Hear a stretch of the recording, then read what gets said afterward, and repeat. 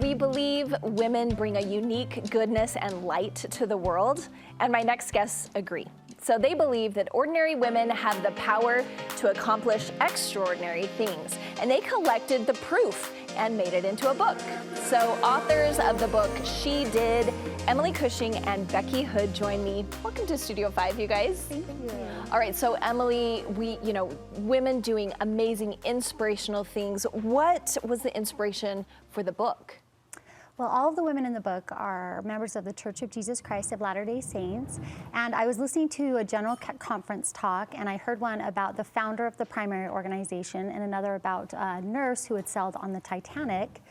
And I thought, these are amazing women who have sacrificed and shown love and service to those around them, and there's got to be more stories like this out there, and so I wanted to find them and put them in book form to share them. So you're inspired by one or two stories, and then you found, I'm sure, more than you even expected to find. That's so fun. And Bekki, so there is in the book something you wrote. Most of the women in this book didn't realize at the time that their actions would have such a significant impact on others. Likewise, there are countless women whose seemingly ordinary actions have extraordinary influence on those around them. So why did you feel important to note that? One of our major purposes was to have all women feel like they matter and to never underestimate the daily actions they do that influence other people for good.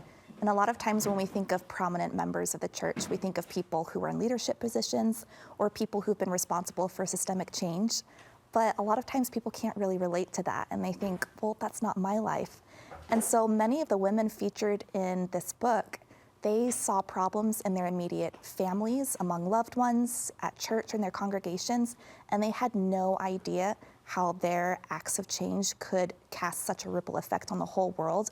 And those stories are our stories, and I don't think people realize that the same thing happens to them. Oh, I love that perspective, and I like how we're going to group these together. So we're going to start with some of these stories, and one of them is the one that is about the woman who helped. So she helped. Tell me that story.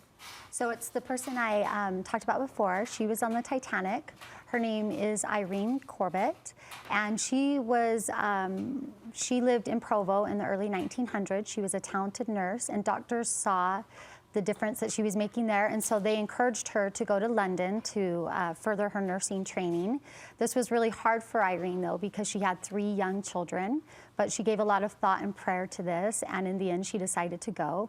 And her parents, they mortgaged their farm so that they could pay for her tuition and also her travel.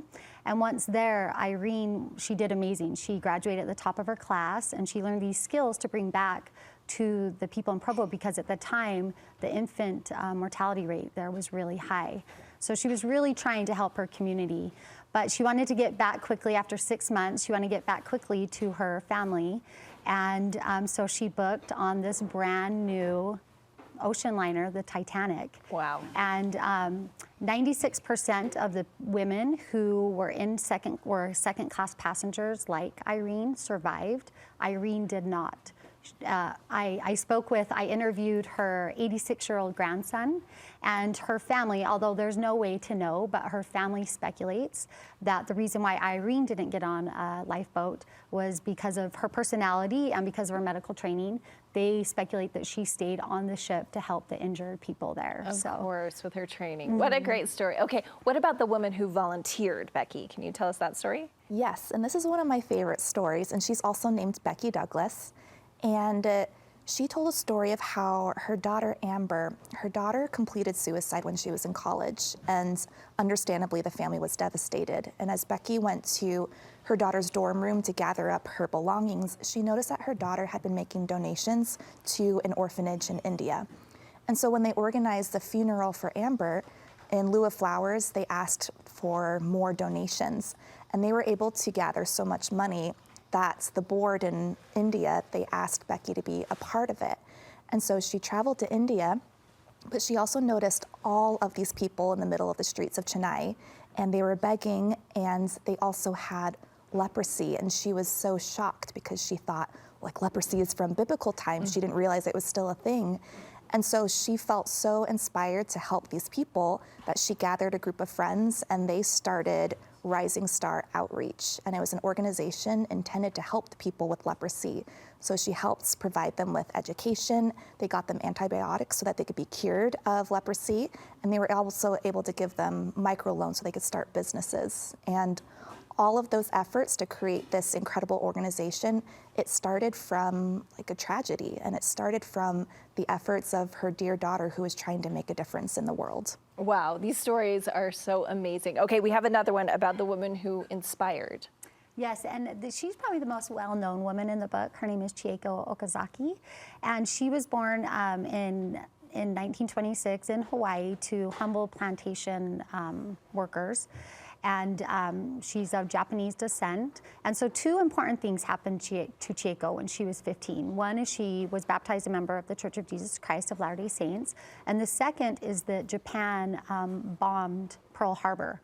And she was living there in Hawaii. And when this happened, her family was terrified of what this meant for them as Japanese Americans. So she and her mother, they feverishly gathered all of their Japanese possessions, fans and pictures and books, and they lit a big bonfire and they burned them. And Chieko says that after the fire died down and she went and looked in the mirror, that what she saw looking back at her was a Japanese girl.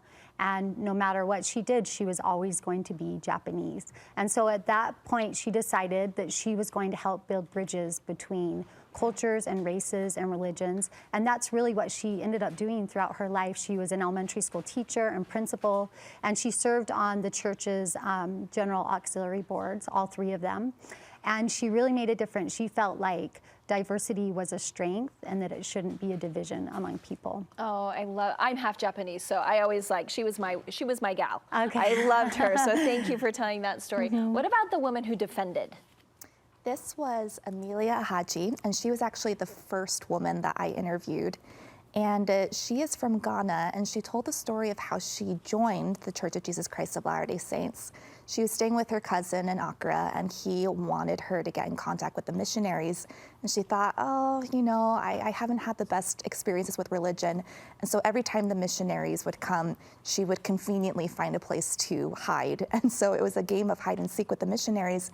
And they were so persistent that eventually she started meeting with them, and she felt the Spirit so strongly as they were able to have these meetings. And so eventually she became baptized, and she was actually offered a job by the church, and she was able to work in the mission home. At that time, there was a lot of turmoil in the government, and so the government felt very threatened by the church as well as Jehovah's Witnesses, and so they ordered a freeze where nobody could come into the country. They wanted all the missionaries out. Some people were even imprisoned, and a lot of these soldiers ordered people out of the mission home. And Amelia, who's very stubborn, she says, no, I'm going to stay, and if I die defending my faith, then I die. And so the soldiers came in and they said, you are a stubborn woman, what are you doing here? And she said, I'm here because of you. They needed to use a telex machine to be able to communicate with Salt Lake City, and she was the only one in the office who knew how to use that machine. And so she stayed there. She provided those means of communication. She was able to defend the faith. And eventually, when the freeze was lifted, she just talks about how this experience really strengthened her faith, and it strengthened the faith of those around her. Wow, what an amazing story. If people want to read more, there are many more stories. Where can people find your book? They can find it at Deseret Book, also Seagull Book, and Amazon are the places where it's sold. Hey, thank you, Emily and Becky, so much for sharing those stories. Thank you for having us.